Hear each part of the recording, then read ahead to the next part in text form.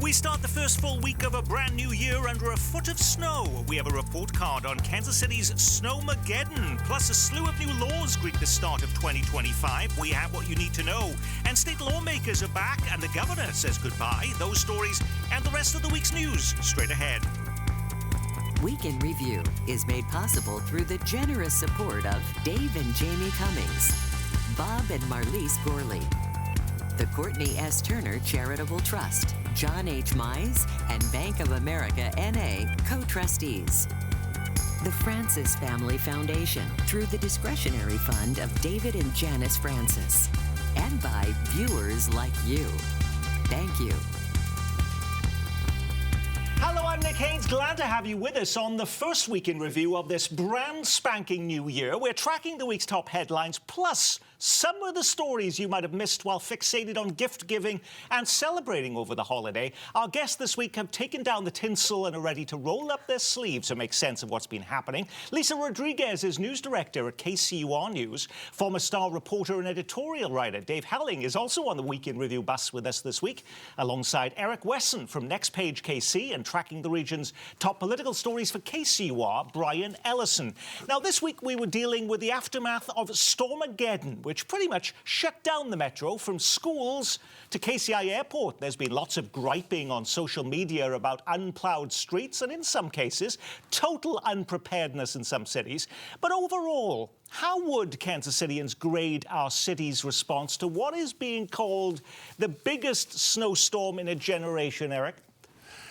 A C. A C? C minus. Well, how can that be when we have the mayor and the city manager saying they're patting themselves on the back for saying this is the best they've ever done? Yeah, and I always wonder about, what measuring stick that they use to come up with those things. This morning I spent 20 minutes on my street. I couldn't go up the hill or back down the hill until I dug my truck out. So,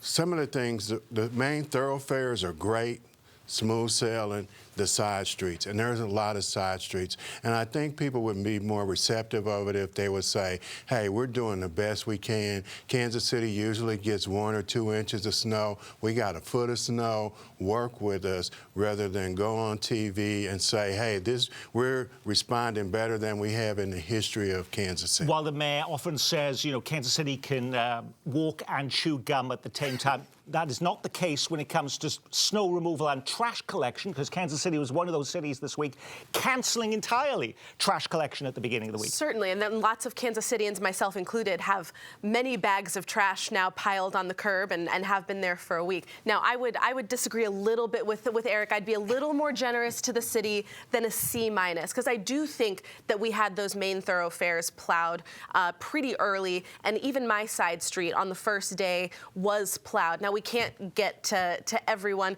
and certainly I think maybe the city manager has been far too effusive in declaring us fully back to normal 36 hours afterward. But the trash thing is, the city uses the same workers to pick up trash than to plow the streets. So they cannot do both at the same time. And I do wonder, when is my trash ever going to be picked up, especially with more snow coming to Kansas City this week? Right. I've still got the New Year's Eve party trash out there. Totally.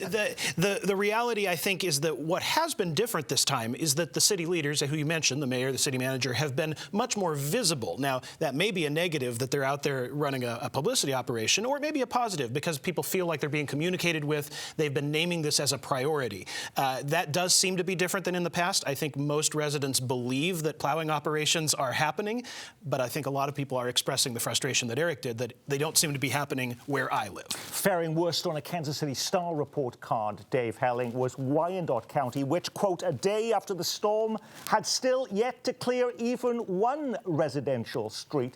But is that also a result of what the voters say they wanted? And that was, they wanted their property taxes frozen. They were complaining about that, and Wyandotte County did that, which means there are fewer workers today and less money available for these kind of basic services. And we haven't really talked about this around this table, but there is a cost to a foot of snow in material and overtime, equipment. The old rule of thumb, Nick, used to be that it'd be about $1 million per inch of snow in additional costs. Well, you get a foot of snow, that's $12 million, but that was 30 years ago. My guess is this one's going to cost Metro-wide $35–40 million in combined costs. That's a lot of money for taxpayers to chew for an event that doesn't occur that often. And without putting too fine of a point on it, we're seeing this played out in California with the fires as well. You could prevent those fires. You could plow every street in Kansas City, but the cost would be prohibitive to the public and to homeowners and others. So there's always a public risk versus reward, risk management effort here. And I think on that basis, a good C, a B- locally is probably earned. Go on, Eric. And one of the things that, and I agree with Dave about the cost, but one of the things that I noticed was the F-150 pickup trucks for that amount of snow. You need a lot heavier truck than that. And I think just going over the streets, putting the blade down and moving snow, it really wasn't effective, because what you wind up doing is packing it down even more, and then they put that blue stuff on top of it. It's not getting enough temperature adjustment, so it's just sitting there. We had that blue stuff sitting in our culvert sack. It's been there since Tuesday, and it's never moved. Elaborate on what Eric is saying. You could go out and buy 20 big trucks with big blades, and then it doesn't snow. But then it doesn't snow, and people will say, "What did you spend all that money on trucks you didn't even need?" So it's always a very difficult balancing act. And one of the reasons, Nick, that you see the mayor and the city manager on television is because they understand snow removal is largely a public relations effort and not necessarily a factual effort, because your own experience will vary, as they say in the medical ads. Yeah, I think we need to also keep in perspective, Nick, that this was a record snowfall. You can't be prepared for this every year without wasting resources, because this isn't going to happen. Record in our lifetimes, but I still think, wasn't it March? I got it right here. March 23rd, 2012, where they were digging out from 16 inches of snow in Kansas City. That. That would have been, yes, Dave remembers that as a little young chap. Now, sometimes what doesn't happen can be the more interesting story. Over the holiday, outgoing Missouri Governor Mike Parson releases Eric DeValcania, the only Kansas City police officer convicted in the killing of a black man. There were concerns if that were to happen, it could lead to mass protests, community unrest, and even violence. Guess what? DeValcania went home for Christmas, and the response was barely a whimper. Why, Eric? Because the governor released him when it was cold.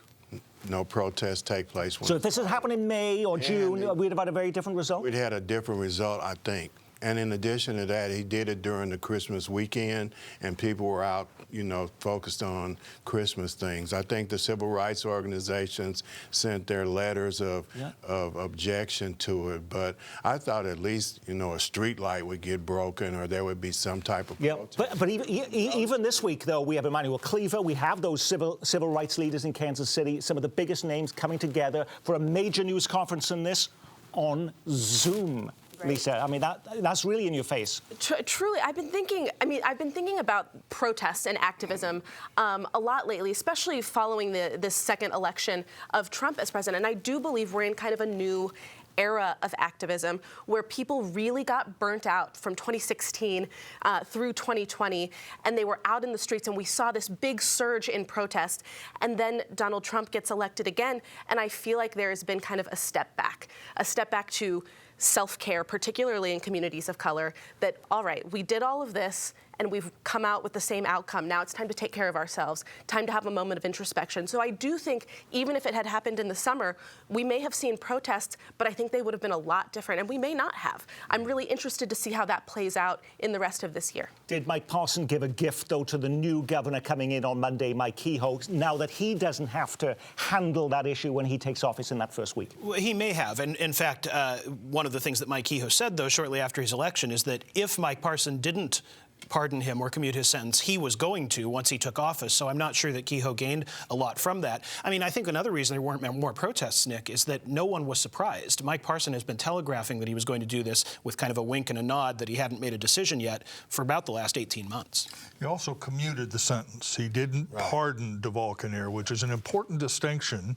It's not just a legalism. It, in essence, said, okay, you've been punished enough when you commute a sentence, as opposed to a pardon, which would excuse his behavior.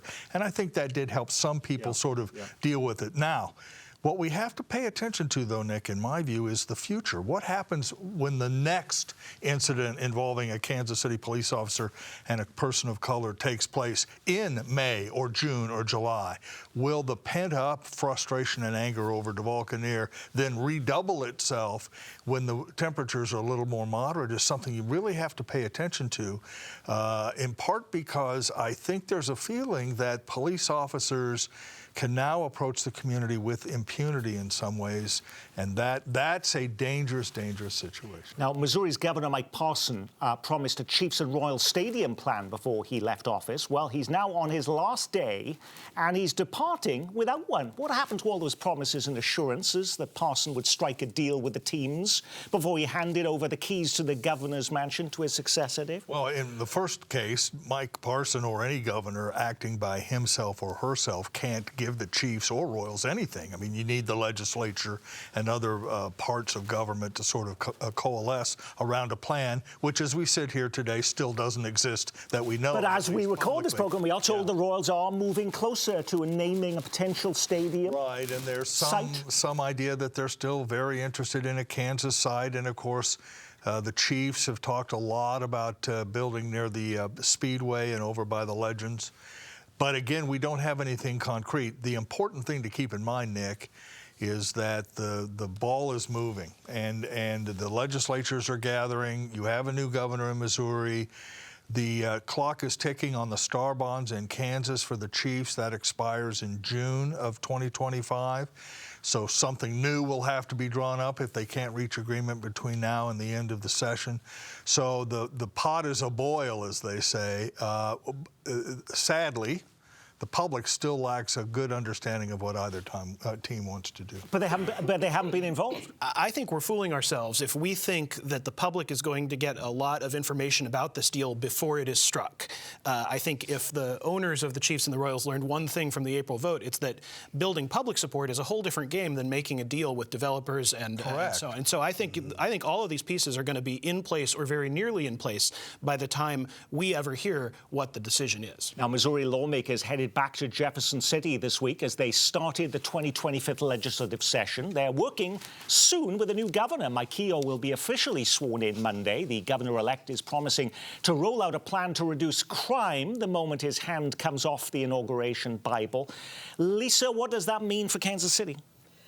Well, I think what it doesn't mean is that Kansas City is going to make any progress on regaining local control of police. Now, that is not a surprise. We've been talking about that for months here. But Governor Kehoe has made very clear he wants state control of the St. Louis Police Department. They only got local control back in 2012 or in 2013 after a 2012 vote.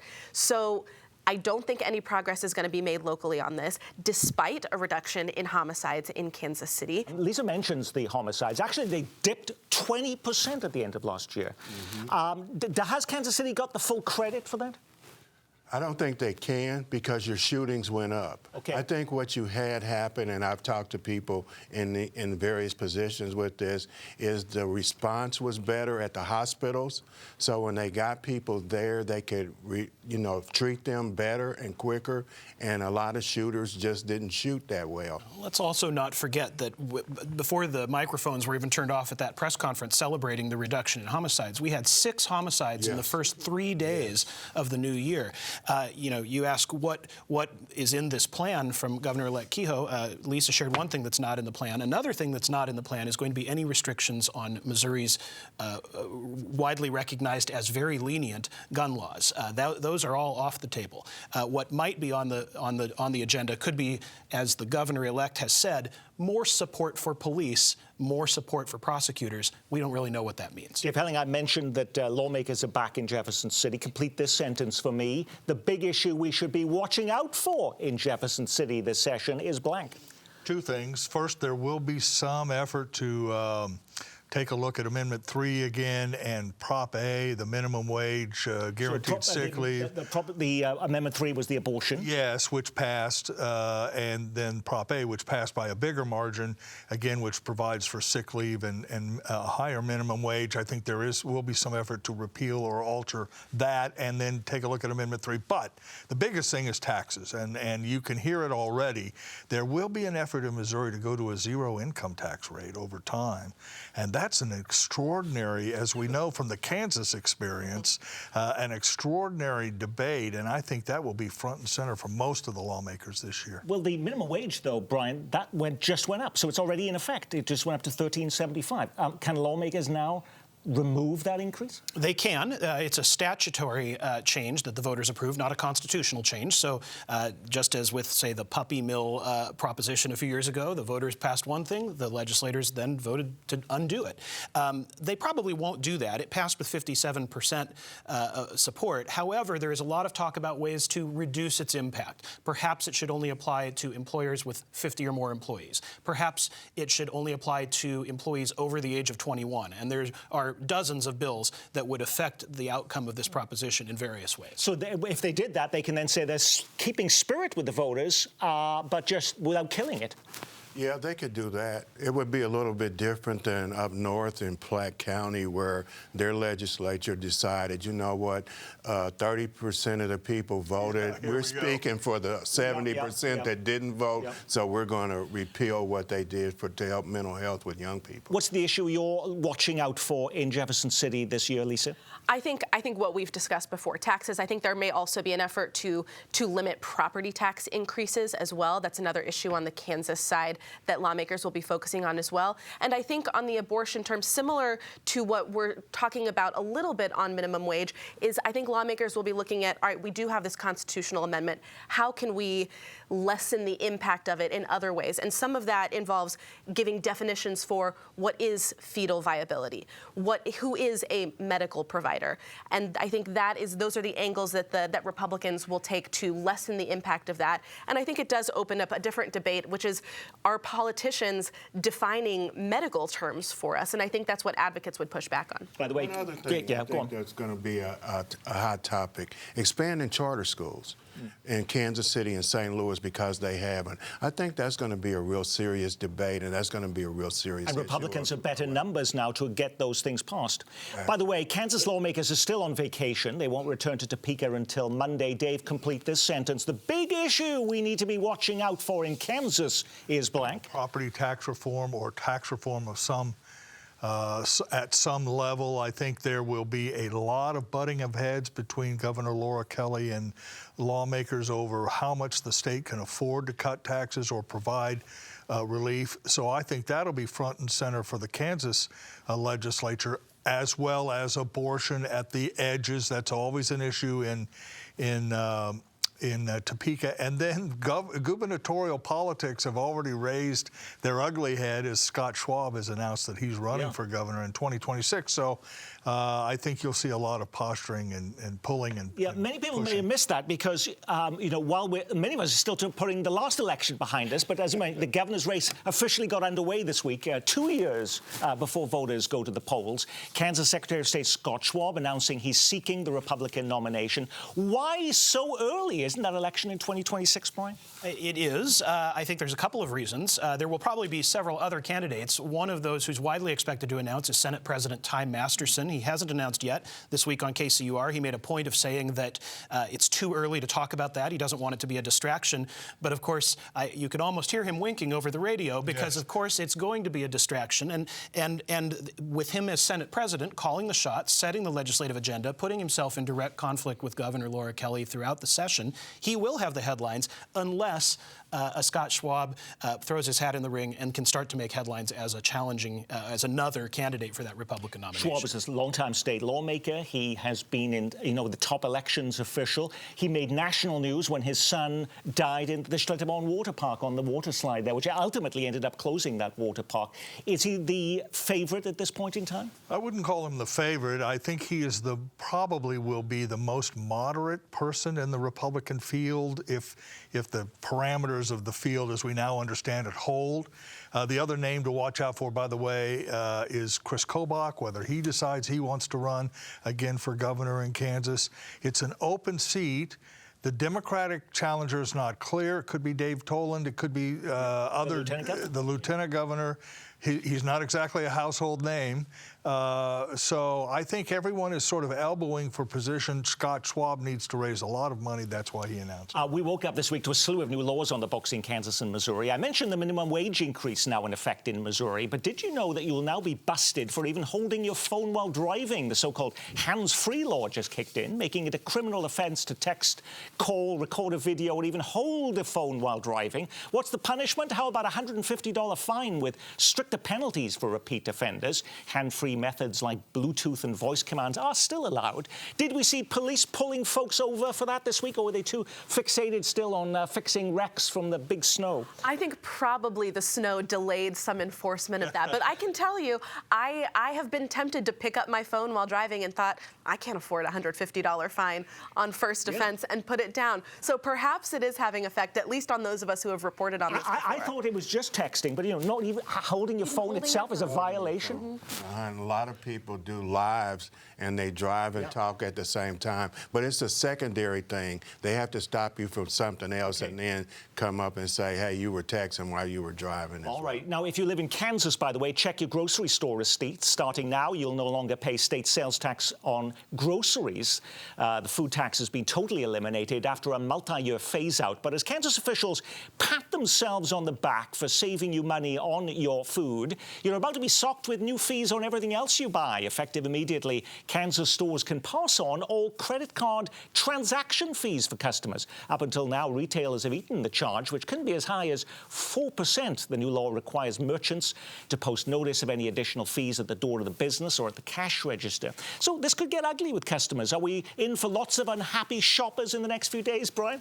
I will probably be one of them. There are studies that show this is actually good for business, that it actually keeps costs lower because they can separate out that cost of the credit card fees, but that would not be my experience as a consumer. As a consumer, I'm going to find this super annoying, and I think a lot of other people will too. On the grocery store business, though, people think they're not paying any taxes, but some people are still seeing them. That's because local governments can still put the tax on there, right? The state tax on food. The local sales tax continues to be collected. By the way, Kansas state sales tax on food is now higher than that in Missouri, which for many, many years was reduced under Mel Carnahan down to a 1.225%.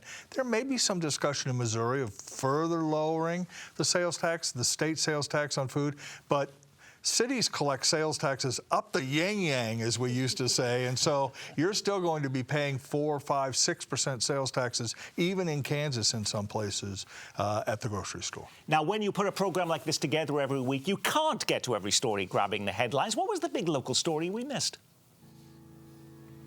The moving trucks have arrived as a slew of local and state leaders depart office. It's the last day for Missouri Secretary of State Jay Ashcroft. He says he will never run for elected office again. He wanted to be governor. Now he's a congressman. Former Kansas Attorney General Derek Schmidt officially sworn in this week in Washington. One of the largest art pieces at the new-look KCI airport is decommissioned after consultants say it could injure passengers. One sharp piece has already fallen from the $1 million sculpture that dangles from the ceiling in KCI's arrival hall. Sorry, Chiefs fans, despite Missouri voters approving sports betting in November, state officials say they've got a lot of work to do before you start wagering on games. They're now predicting the first legal bets won't be allowed until summer. And Missouri's new abortion amendment is still on hold as a judge rules that clinics must still follow dozens of state regulations. Planned Parenthood had promised to open 4 abortion clinics in December. It still hasn't happened. The timing couldn't be worse, what with slick streets and bone-chilling temperatures, but Kansas City Restaurant Week is now underway. And you might have tossed your Christmas tree, but the new owners of the Country Club Plaza are doing their best to keep Christmas alive. The Plaza lights have been extended through Valentine's Day. Lisa, did you pick one of those stories or something completely different? I'm still fixated on the snow, Nick. I think another effect that we're seeing from this snow is that schools have been canceled after winter break for up to a week. Many schools, districts already announcing that all week they're not coming back until Monday. And so I think for a lot of parents and a lot of people where their work hasn't been canceled, they've had to cash in paid time off days and figure out how to care for children right now when schools are closed. So another way we have not quite been able to get back to normal. I think you've hit on something very important there, which would probably be the #1 item on many of our viewers' lists this week. Brian. Another snow story and a more tragic one. Everett Carter, age 61, was the Jackson County Public Works employee who was killed when the snowplow he was riding in, he got out to help remove a vehicle and was killed in a tragic accident. It's a reminder, Nick, I think, that we can talk about the response, we can analyze and talk about whether the snowplow tracker was accurate, but that emergency response is real people doing hard and sometimes dangerous work. And these kinds of storms and the response to them, they come with a cost. Eric. I did something different. I believe there's going to be some friction between the City Council and the Kansas City, Missouri Police Department about the cost of putting a jail on the 8th floor in the police department. The police department, you know, they want to use some of the public safety slush fund, sales tax, and use some of that for motorcycles and helicopters, whereas the City Council wants to use it to put a jail on the 8th floor. That would be a rare clash among this members of the City Council, because we haven't seen many of those. They'll keep it behind the scenes. Okay, and Dave. Two things. First, just a word of advice to Quentin Lucas and Brian Platt. Start plowing the snow in front of Eric Wesson's house and repairing the potholes, and you will save yourself enormous agony on this show and others. So that's just some advice to them. The second thing, and on a more serious note, the American Royal, which is moving out to the Legends, has updated its star bond request to $155 million. That request, which is rather hefty to get that operation out there, may have some impact on what the legislature does about the Chiefs if they decide to go to the same location. And on that, we will say our week has been reviewed, courtesy of KCUR's Lisa Rodriguez and Eric Wesson from Next Page KC, KCUR's Brian Ellison, and former Star reporter and editorial writer Dave Helling. And I'm Nick Haynes from all of us here at Kansas City PBS. Be well, keep calm, and carry on.